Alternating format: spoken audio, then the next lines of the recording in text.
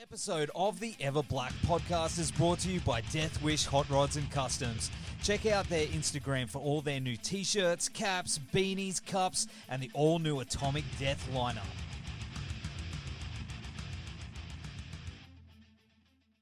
Hey, this is Trevor Sternad from the Black Dahlia Murder here, and you're listening to the Everblack podcast. Hey, humans, Carl, this is Odorous from Guam. Going to the Fear Factory. This is George Corey from Under Fisher. This is Jazz from Delegate. This is Wade from Our Last Enemy. Mike Nick from Suicidal Tendencies. Hey, this is Wednesday 13. This is Rex from Kill Devil Hill. This is Gary B from Sepultura, and you're listening to Everblack podcast.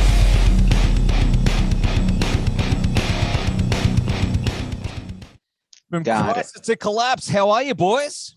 Hello. Having a Sunday night cold one. What's happening with everyone, eh? Just listening to heavy stuff. Yeah. Just chilling. Awesome. Good to see everyone. How are we all? Yeah. I haven't seen you at band this week, Chad. Hi guys, I'm Chad. I frequent your band sometimes. I mean, in saying that, you guys have been really busy behind the scenes preparing your new single Needlepoint, and of course this upcoming tour. Now, being over the border, I don't know where I'm pointing here. How's that been for you guys? You know, staying creative and hanging out and keeping things rolling. How's that happening for you guys? Oh, 18 months ago Start. when we first kicked off, we didn't see each other for, I think, 4 months or something It came close to that, I'm pretty sure, yeah. Yeah, when the heavy restrictions were in, we saw each other and didn't jam for 4 or 5 months. And then it's been pretty cruisy where we live in regards to a bit of freedom to catch up and rehearse and stuff since then. So that hasn't been such an issue, but crossing the border to do things like we started recording on the Gold Coast and that had to get scrapped pretty early in the piece. Shows have been cancelled. You know, we've had so many issues with trying to get access to the Goldie or Brisbane for gigs. Just been relentless. When it broke out, eh? Yeah, exactly. But we've been pretty free to catch up the last few months. But like me personally, I've just had a baby 5 months ago, so I'm sort of. Congrats, man. Saw that. Thanks, mate. Thanks, man. Yeah. So I'm relatively absent from the band, it seems, on baby duty. But yeah, like we have been rehearsing, not super frequent, but the writing's still occurring. The recordings have been happening. Like you said, there's been tour planning happening for months and months. Video clips, all that sort of stuff has still been churning over in the background, regardless of any sort of issues of borders or travel. We haven't at all. Difficult, eh? Like I assume you guys over the border right now, it's pretty hectic, but I believe things are gonna get back to normal soon. I think everyone one day. I have high hopes. We want to see you guys. We want to see you guys up here again. It's been too fucking long. So, of course, I mean, I've gotten a sneaky peek at this new track, and not only is it heavy as fuck, but it also has some Fear Factory type synths to it. It's got a few other elements. It's a lot darker. What was, the inspiration behind that new direction? Well, it came out of Well, you can't. It was yours, wasn't it? About 8 years ago. Yeah. And then Ian just took it and twisted it up. Yeah, the song's been circulating for quite a while and been rehearsing it and playing it live, a little bit. And we've looked at changing some structure. Did some pre-production on it. What was that, like in November last year, and threw around some different ideas and tossed around different ideas with the intro, but it's pretty well remained intrinsic. Same. What it Really? was written in the first place, which is sick. It's pretty aggressive, as you sort of said. And I think, Gussie's vocals are super, they're quite topical and I suppose profound to many, and particularly to Gus. You know, he's got some quite close connections with the lyric subject matter and stuff. But there's quite a lot of it sounds darker in the delivery. I think overall in the mix, but also particularly in the vocals. Yeah. And it's sang with a lot of conviction as well. So handball it over to Gus to sort of knead into the sort of subject matter a bit more. But yeah, like it's a pretty brutal song. It's 250 BPM, just going for it. And it is pretty fast. yeah, there's some different textural elements in there. And like you said, the synths, they're actually not synths, man. They're vocals and some guitar stuff. So what?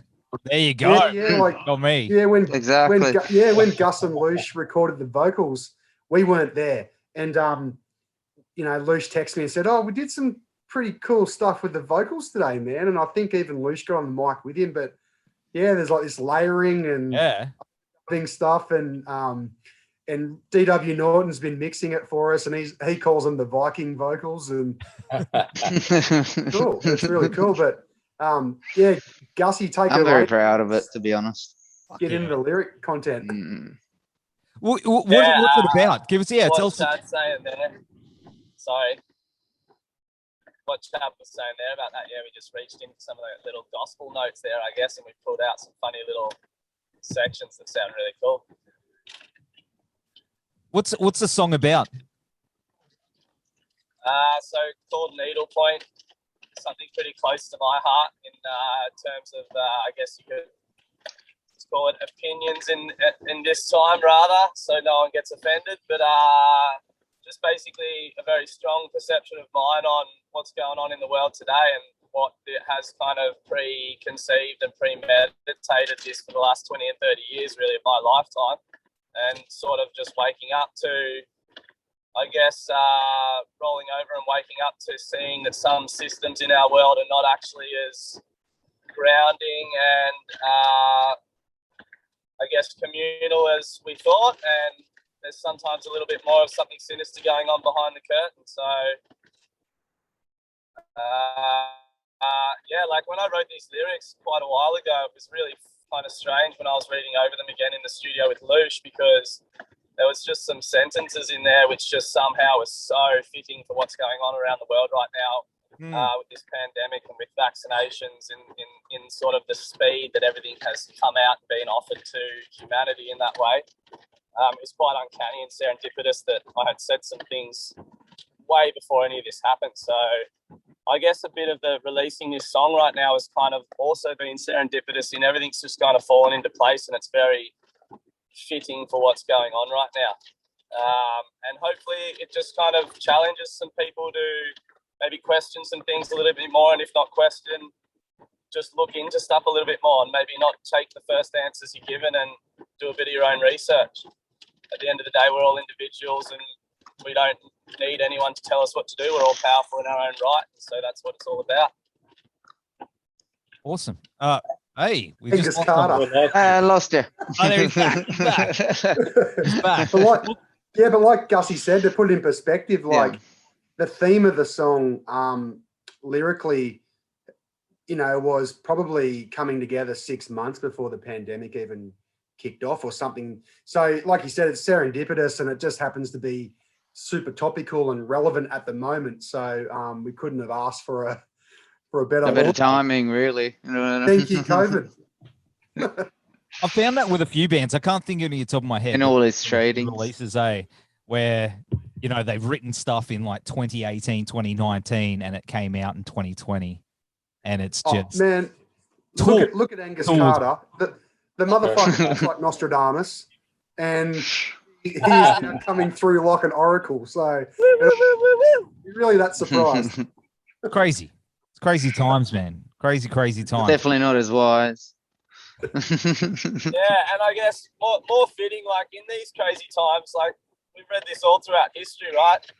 Like strong times make hard times make strong men, and strong men make soft times, and soft times make weak men, and weak men make hard times, and so on. In all of these times, there's always got to be people that are beacons of light, and it might not be me individually, but it can be us collectively, and everybody needs a little bit of support right now. There's suicide rates, which no one's really talking about, are fucking through the roof at the moment. Yeah. So there's some really fucked up shit going on in homes, in community, and it's not being addressed. No, it's not, and I think that's something that you're right. It needs to be addressed and spoken about. Is that the direction lyrically where the new material's sort of taken you guys? I guess I could say personally, the content that I will write about will always kind of be the same direction, and it has been from the beginning. But uniquely, each song definitely has its own tone in what dimension we're talking about, really, whether it's our reality or talking about psychedelic substances or your own mental or spiritual situation, whatever. It's all just in that realm, though. I think we'll keep that focus and leave the music up to the boys. They keep writing incredible stuff, which really connects with me. So, yeah. Yeah, I think Angus, being the lyrical gangster that he is, you know, like you said, there can be sort of different topics, but there's always this underlying theme that we notice with his lyrics, and it's sort of about empowering people and, you know, about decision making and opening up people's minds and unlocking. And be yourself. Yeah. Yeah. So I you know, Gus being Gus, you know, that the lyrical shaman that he is, I can't see that being much in the near future. Namaste. Oh, trust me, you get slap him one sometimes, though. That's for sure. Yeah, definitely. But what about, in regards to the release of the single? Have you guys got a date, or when's it? Because I've had the sneaky preview. Thank you, and it's the video awesome, and it's like, man, I feel pretty lucky. Well, we can't say we have a date per se yet, if I'm sure. But it will definitely have to be before the tour. Yeah, like we've committed, we're going to be dropping it before the tour for sure. It's just like every plan that we make at the moment has been getting ripped down, taken out from underneath our feet. So we're going to keep this one pretty fluid, but we're definitely going to be dropping the video and the song before the tour launches, so people can get their chompers into it and know what to expect when we hit those stages. Yeah. Hopefully. Fingers crossed. Yeah. Oh man, I can't wait to see you guys again. It's going to be awesome. And it's going to be an explosion, Nev. It's like this pent up energy. It's just going to. Hopefully, we make it out of the green room. Yeah, mate. Hey, you will, and it'll be fucking awesome. It'll be fucking awesome. Yeah. But you're going to be hitting the road on this tour, it's a pretty big tour. I mean, it's got quite a few dates. Kicks off at Moe's Desert Clubhouse on September 17, and it's taking you right through to November, and it looks like it's going to be pretty good. Like all those dates are like really good. Oh, I'm super excited. If they allow us to play, it's gonna be good. Yeah. Yeah, like how it's the whole situation. Nice. Yeah, Destroyer Lines did really well. Like we had quite a little pokey personal commitments and other things at the time, so we sort of had to spread it out, which we think is gonna work out better anyway in the long run, just for absolutely melding it all into our lives and making it work well and giving ourselves time to enjoy the experience too. On the there's 3 road trips instead of just the one big one, and things like that. So we'll make them. It's going to be sick. And we're playing places like Canberra that we haven't played before. Yeah, we've never been there before. Yeah, looking forward to playing the festival, Halloween Hysteria. Haven't played there since the first one, and it's going to be cool playing at the new venue, Mansfield Tavern. Looking forward to playing at Byron again. It's been since 2019. I think. 19. Yeah. Yeah. October or November 2019. So I'm sure. Yeah, that's right. Yeah, with Super Heist. Yeah, that's right. The new Dead's going to be sick. Like, heard so many about that festival. Really looking forward to finishing off the tour there. And we're playing with our mates in Eye of the Enemy in Melbourne the night before. So it's just looking forward to getting on the road and bashing out some old and some new tunes, catching up, like well overdue catch ups with a lot of people across this country, and just really looking forward to connecting with some people again. Wait, the New Dead Festival is fucking awesome, by the way. Like, you've been down there, haven't you? I played it years ago. Shout out to Jason and the Truth Corroded boys. I do this thing where I point and I don't know why. It's like it's not like they're right in front of me, but hey, shout out to you, Jason. They're weird. Fucking awesome. Like it's one of the best experiences I ever had, apart from afterwards when we had to sleep in the van at the airport in the middle of winter. Yeah, don't fucking do that. When someone says get a hotel room, get a fucking hotel room.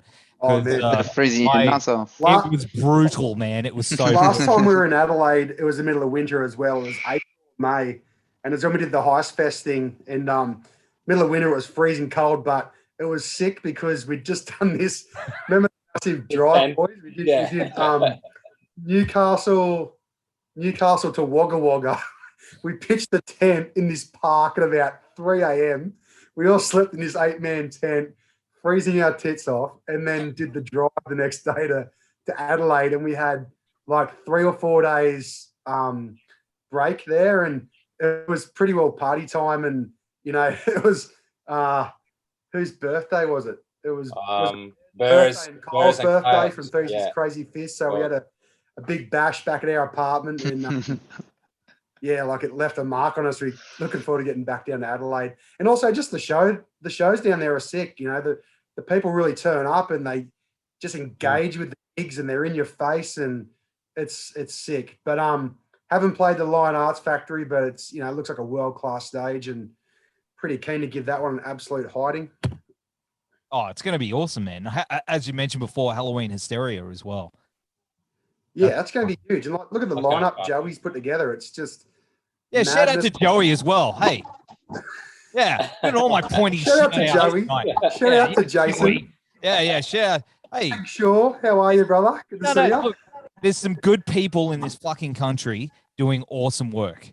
You know, despite all this shit, they're really struggling behind the scenes, and I see their posts, I see them, and you know what?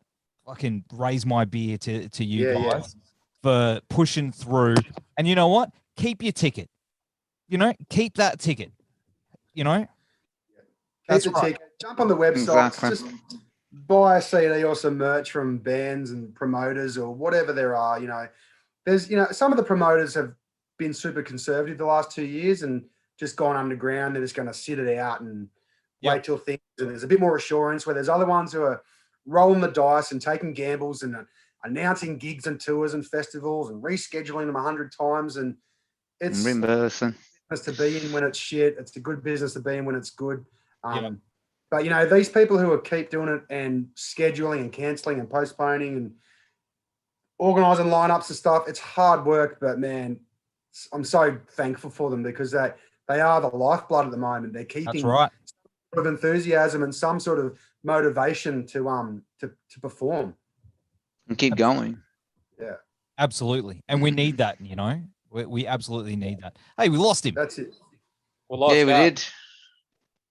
Well, that's no surprise. Now there, hey. No reception in Federal, mate. That's all good. That's all good. It was good having you on anyway, but what was I saying? But of course, you know, you guys have played some amazing supports over the years. You know, I've seen you with like Seps. I've seen you with who has been individually.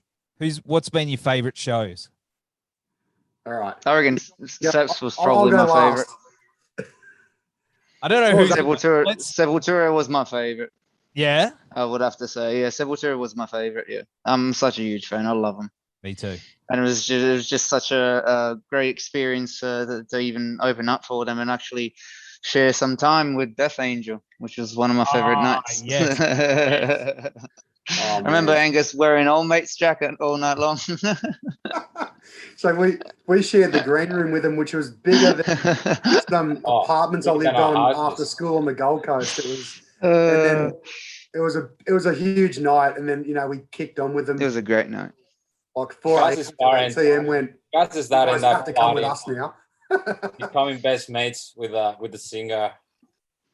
Yeah, Mark, he is such a legend, and we took him to the bar and like, because we have this tradition where we drink some tequila before shows. You know, we smuggle in some high quality agave tequila and pass it on. When we were nipping a few in the green room on that night, Will and Mark from Death Angel like, is that tequila? It's like, yeah, that boy. was it. Well, boys. Yeah, it's so good. Hey, he's back. He is? I think. I don't have him yet. Oh, yeah. Oh. Looks like he is. Oh, you still in the car? He's got that never die attitude. He just keeps coming. He's returned.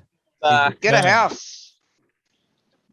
We were just talking, you just missed it, but we were just talking about the supports you guys have played and the favorites, and we were making our way around.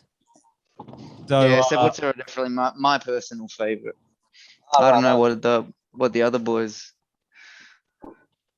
Well, Sepultura was Want really to good choose? experience. I think it was probably the first gig that we play in front of a bigger audience than usual. Yep. And it was fucking intimidating and scary as fuck at the beginning. Until then, the tequila just strike back in, and it was like, yes, that's what I needed. But I will say that I enjoyed it very much. What is it? Sorry, man. Go for it. Yeah. I was just gonna say, like, as an experience in general, I think the tour with Super Heist, and especially with the boys from 36, I think it was like the whole tour experience, traveling with them and sharing all that stuff. It's more fulfilling. So Unai is like, he's Mr. Cool, Mr. Calm, Mr. Logical. You know, he's the anchor of the band when it comes to sensibility. And I remember we'd done a full sound check for Sepultura, and we'd had a few beers, and we had heaps of time to set up and relax before we went on. And then we lined up to the side of the stage, and we heard our intro kick in. And Unai looked back at us because he peeked his head over and saw all this crowd back and went, don't forget, you went, I don't think I can go out there. Yeah.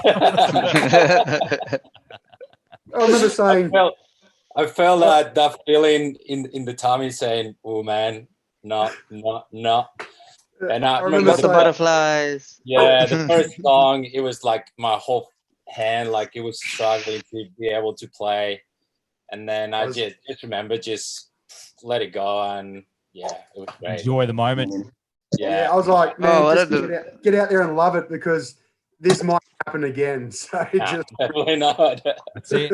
But hey, but it did happen again several times. It did indeed. I remember being out there just electrified. I'm just like, let's do it. Let's bring the heavy. That's all I remember doing. I reckon if I was to take a guess at which support was the biggest moment for Gus, I would take a punt at Atreyu. I remember when we told him that we're going to open for Atreyu, he's like, nah, no way. And I remember he was particularly excited that night before the gig, but I could be wrong. I don't know. Alignedness. Was that your favorite, Gus? Yeah, that was definitely one of my favorites. It was kind of just a massive bit of nostalgia going on there. Like, funnily enough, most of the crowd that were there, I reckon the boys will agree with me, 3/4 of the crowd, if not more, were pretty much all the young, like, little punky, emo-y kind of metalheads from back in the day when, you know, when I remember listening to Atreyu heaps when I was a grommet and going to their shows in Sydney a long time ago. And it was like everyone was there with their old band shirts on, and they're all kind of the same age as myself. And it was just, it was pretty funny. And I would say definitely 36 Crazy Fist. That was a wicked support. Yeah. That was a good show. There was a once in a lifetime experience, just a bond with such people. You know, it was great. It was just, I can't put it into words. It was definitely incredible. That's awesome. All right. So before we wrap up, let's do some quick fire questions. Now, I got the boys from Gold Gauge to answer a couple of these, but best beer. 7 Mile. Australian or international? Actually, be specific. Yeah, okay. Yeah. It's not an easy question. Put it that general, mate. Yeah, I know. Best Australian beer is the next one. Australian beer. Big Boys beer. VB with grenadine. You have no palate. I find it hard to go past a nice, sweet Stone and Wood Pacific Ale, but those 7 Mile Cali creams are next. I'm gonna crack one in a minute, mate. So But the RPAs. The RPAs are great. Well, you quit drinking, Marco. Shut up. Yeah. You wish. All right, shittest beer. Cheers, Mark. No. Shittest beer, VB. Oh. Yeah. VB's all right. Probably when your mate rocks up to a barbecue with a 6-pack from Aldi. Okay, I would understand if you drink him as last option. Yes, I'll give you that. You will drink it anyway. Best last option. Beer they give you will drink it. As last option. Best metal album. Oh, I am completely obsessed with The Sound of Perseverance at the moment by Death. Nice. Man. Best metal album. That's It's a really just- hard one. Throwing the hard ones. Really love early. Yeah, I Black love that sort of Death. I reckon I'd say in my top 3, but I'll just say one. All Shall Perish, The Price of Existence. Good one. That's a goodie. That's a goodie. Yeah. That's a goodie. For me, it's pretty hard to go past the power of Sepultura Chaos AD. Tasty. It's right up there. Oh, I love Quadra. Quadra was fucking. Yeah, it's good, eh? Oh man, like from top to bottom, it's a sexy lady. That one, it really is.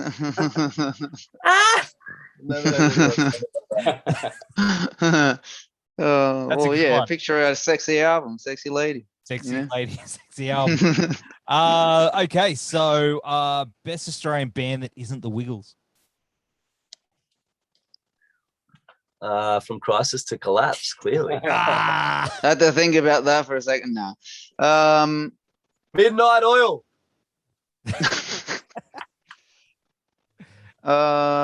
Snake Mountain are up there. When I was growing up, Definitely. Marco always loses his pants Top for 5. us.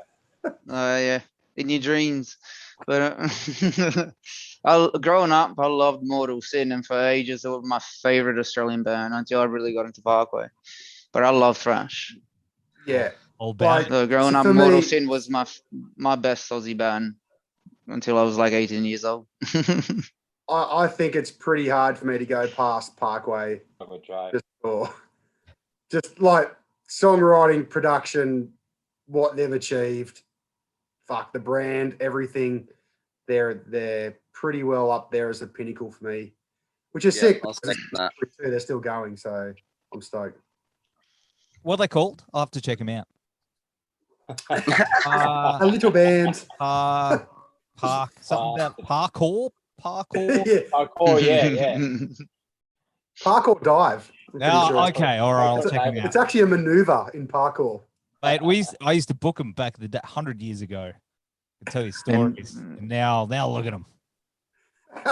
I bet they remember you. Like you're getting Christmas cards every year. Like, yeah, I don't know who the fuck I am. setting us up. I don't know who I am. Oh yeah, no, but that's okay. But that's all right. Okay. What else have I got? They here? aren't. This is a pretty If good you one. could travel back in time and cover and record a whole album by a band and release it under your own name, what would it be? That's a tough completely one. Change history. Yeah. Parkway Drive, Killing with a Smile. Cowboys from Hell. Cowboys thinking from about Hell. So this is my album. Yeah, see? Crazy I'm shit. thinking maybe like Michael Jackson Thriller or something like that. Oh, yeah. Can you imagine us twisting and bending that You're shit? thinking outside the box. I thought we were talking about metal. At the gaze, it's louder at the soul. Oh, Yeah, that's a real good that's one. right in the feels. That one. Yeah. Weird question, I know, but you know, I was thinking about it. How would you describe your music to your nana? Fucking Beautiful. noisy. I've tried, and she told me, "Aren't you gonna get arthritis by doing that?" That's all she said to me. I'm more worried about you going blind and doing something else, man. That's untrue.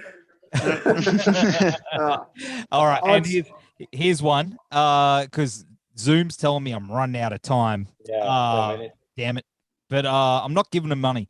If you could sing piss with any band, who would it be? Slipknot. I've said for years that if I could invite any band to my 18th birthday keg party, it'd have to be Tool. Because I don't know what shit would occur that night, but I'd be very open-minded to just about anything. Everything was on the table. Yeah. I don't know. What about you guys? That's an interesting one. I reckon I'd probably say Absolute Animals, and I love to rip the fucking head off it and dig in. So who's that? Ozzy Osbourne? No, Slipknot. What Marco said. I just said they'd be just loose to party with. They're animals. Yeah, it would be I would crazy. probably pick up a band from the 80s or something like that, different time. Oh, yeah, Brian, when it was just everything was, cocaine and cocaine. Yeah. It would have been wild to party with Motley Crue now, if you put it that way. Yeah, like I hate Guns N' Roses, but it would have been pretty cool. Getting on the piss of Guns N' Roses, maybe. Like absolutely. Imagine having frontline tickets to Axl losing his shit. Yeah, okay. Have you guys heard the new? Absolutely. What do you want to hear now? Did you guys hear the new Guns N' Roses song? I'm not actually. Yeah, and he's loving it. Yeah, I'm with you, Chad. I was not a fan. I don't know. It's a bit too absurd for me. I must admit, I haven't listened to Guns N' Roses for a while.